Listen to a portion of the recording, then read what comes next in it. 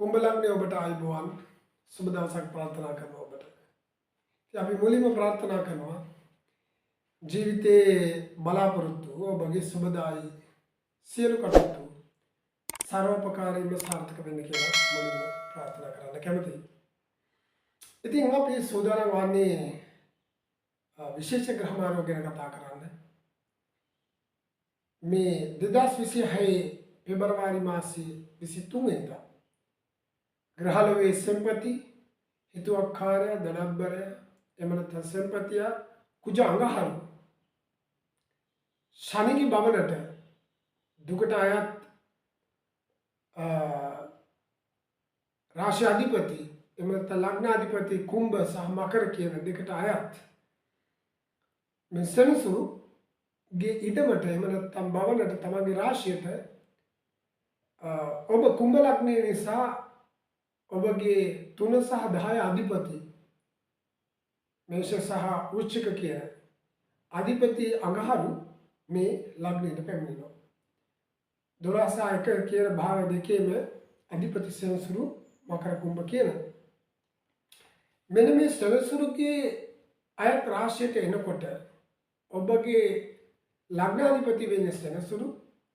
ඔහුට ආйти රාශිය මේ ලග්නේ මුදුනේ මේ වෙනකොට රාජාදී රවි ග්‍රහලෝකයේ සුකුමාරිය සිකුරු ඥානයට අධිපති බුධ රාහු සමග ගෝචර ගමනේ යෙදෙනවා.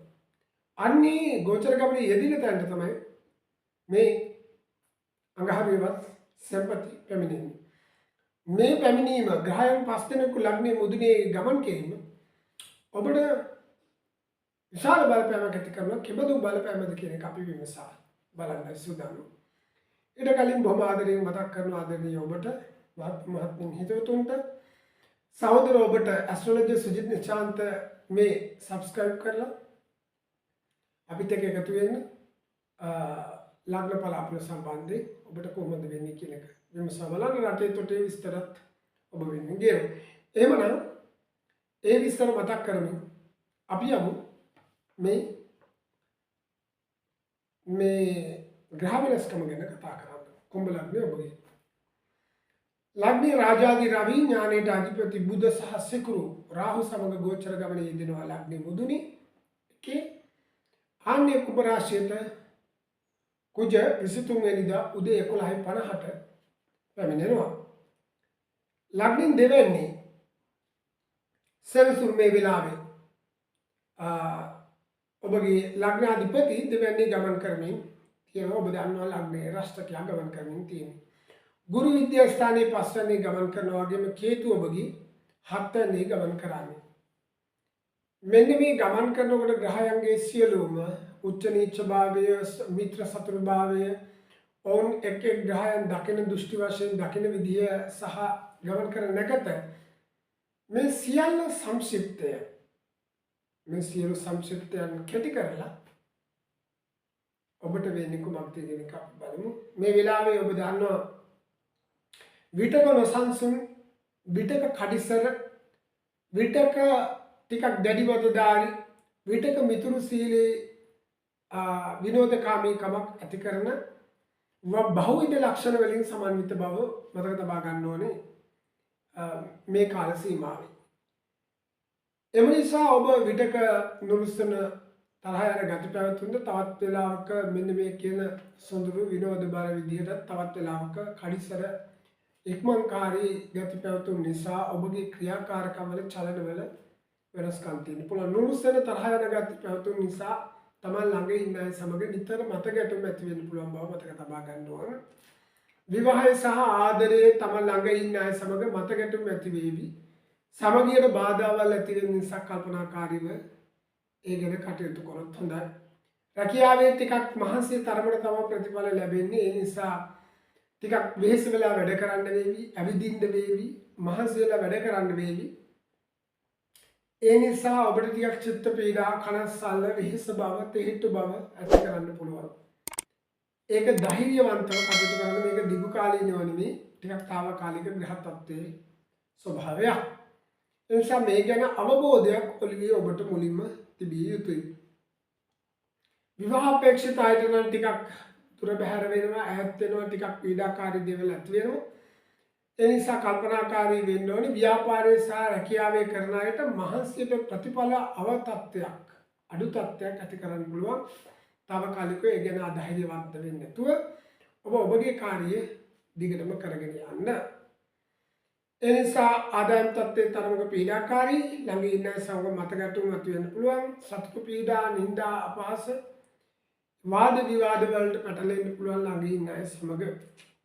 විශේෂයෙන්ම වචන හුවමාරු, හිත් පීඩා, ඒ වගේම රැකියාවේ හෝ ළඟ ඉන්න අය සමග නිතර නුරුස්සන සහ මතවාද ඇති වෙන්න පුළුවන්.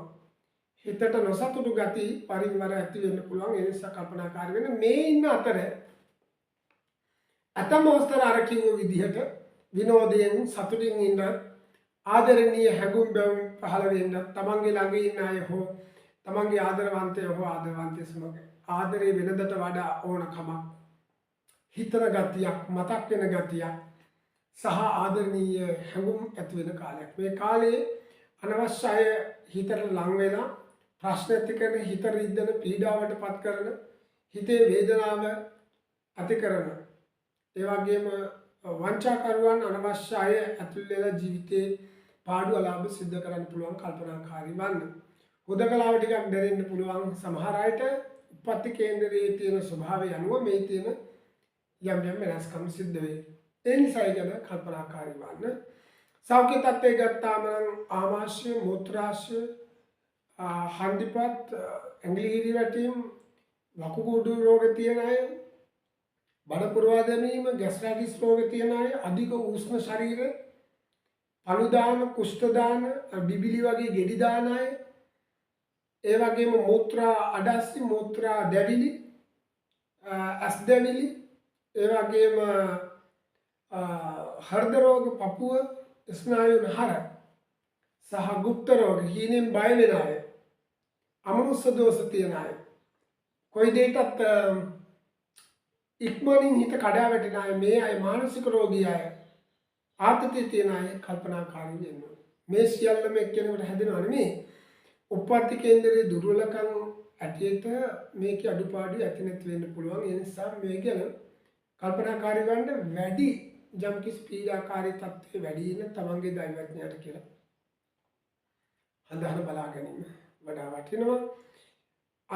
ඒ නිසා අන්තරාදායක දේවල් ගැන කල්පනා කරන්න. මේ කාල සීමාව ආදායම් වලට වඩා වියදම් තත්ත්වය අතිශය වැඩි තත්ත්වයක්. අන් අය වෙනුවෙන් වියපෑදම් කරන්න, පවුල අය වෙනුවෙන් වියදම් කරන්න, ආදායමට වඩා කුමන හෝ ක්‍රමයකින් වියදම් වීමේ ස්වභාවයක් ඇති වෙයි. ඒ නිසා ඔබට අගහිඟකම් දැනෙන්න පුළුවන්.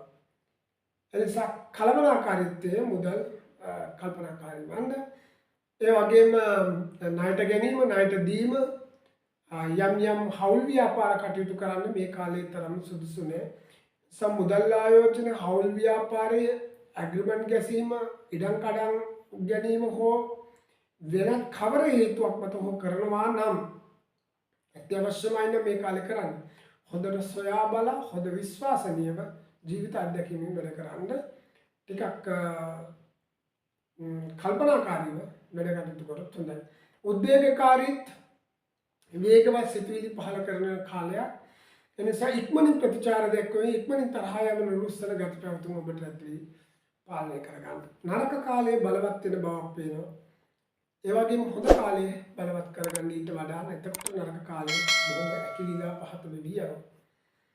ඒ වෙනුවෙන් හොඳ වචන කතා කරන්න, පුළුවන් දේක් දන් දෙන්න, සතෙකුට හරි ආහාර වේලක් දෙන්න, බෝධි පූජා ආදී පින්කම් වල නිරත වෙන්න, සීල් ගන්න, එහෙම නැත්නම් සීලේ පිළිපදන උතුමන්ට සලකන්න, ස්වාමීන් වහන්සේලාට දානමාන ආදී කටයුතු කරන්න, රුක් රෝපණ, ඖෂධ පැල සහ පළතුරු පැල රෝපණය කරන්න. තවත් විදියකින් කියනවා නම් මානසික සංවරභාවයක් ඇති කළ දිනකට භාවනාව, එහෙම නැත්නම් පොඩි බණපදයකට හිත යොමු කරලා මානසිකව සමබර කරගන්න, පින බලවත් කරගන්න වැඩ කරන්න.